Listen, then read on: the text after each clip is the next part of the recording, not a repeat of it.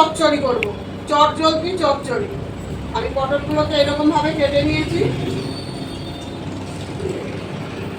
পটলগুলোকে কেটে নিচ্ছি।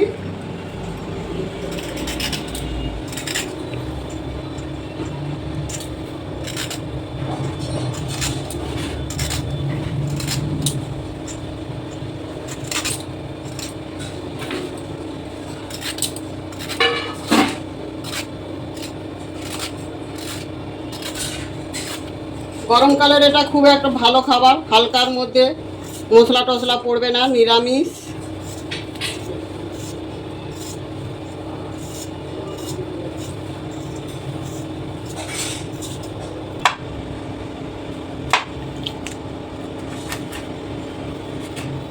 এরকম লম্বা করে কেটে নিতে হবে, আলুটাও ওইভাবেই কেটে নিতে হবে।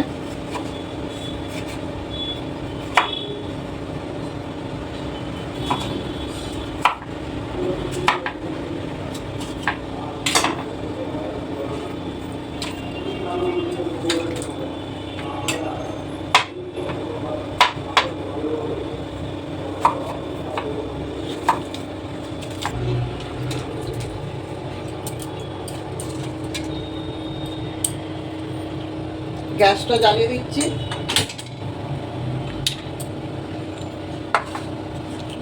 মশলার মধ্যে ফোড়ন, তেজপাতা, শুকনো লঙ্কা,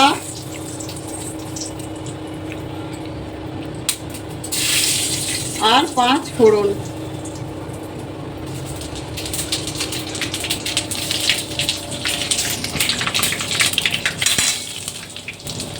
আমার ফোড়ন ভালো করে ভাজা হয়ে গেছে, আমি এবার তরকারিগুলো দিয়ে দিচ্ছি। আলু পটল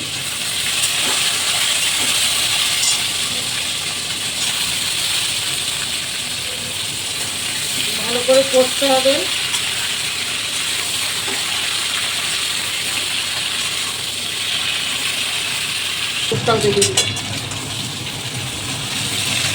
পটল আমার ভাজা হয়ে এসছে, ভাজা ভাজা হয়েছে। এবার আমি মশলা দিয়ে দেবো। মশলার মধ্যে কিছু না, একটু নুন দেবো, একটু হলুদ দেবো, আর একটুখানি লঙ্কার গুঁড়ো দেবো। মশলার এই হয়ে গেল। আর নামাবার সময় একটু চিনি দেবো। এটা ভালো করে কষে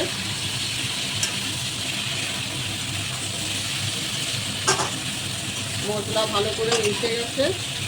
এবার আমি একটু ঢেকে সেদ্ধ করে নেব।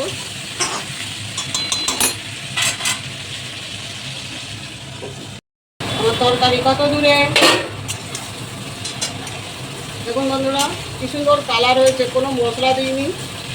দেখুন সেদ্ধও হয়ে গেছে, আলুও সেদ্ধ হয়ে গেছে, ভাজা ভাজা হয়ে গেছে। এবার আমি একটু চিনি দিয়ে দেবো। আপনি চিনি দিতেও পারেন, নাও দিতে পারেন, দিলে একটু টেস্ট লাগবে। আমি বেশি দেবো না, অল্প একটু দিলাম, নিরামিষ তরকারি তো।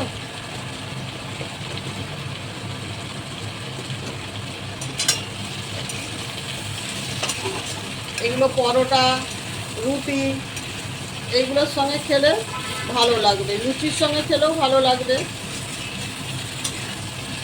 কি সুন্দর ঝরঝরে ভাজা, চটজলদি হয়ে যাচ্ছে। আপনার বাড়িতে গেস্ট এলো, তাদের দিতে পারেন, সময়ও লাগবে না বেশি।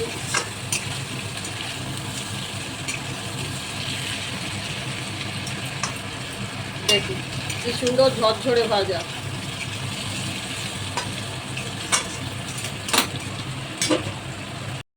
না, আপনারা তো কিছু লিখছেন না, কমেন্টেও কিছু বলছেন না। যদি ভালো লেগে থাকে লাইক শেয়ার করবেন। আমার তরকারি হয়ে গেছে, আপনারা উৎসাহ দিন, নয়তো আমরা কি করে করব।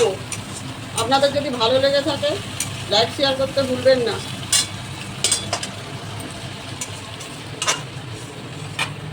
দেখুন চটজলদি। নমস্কার।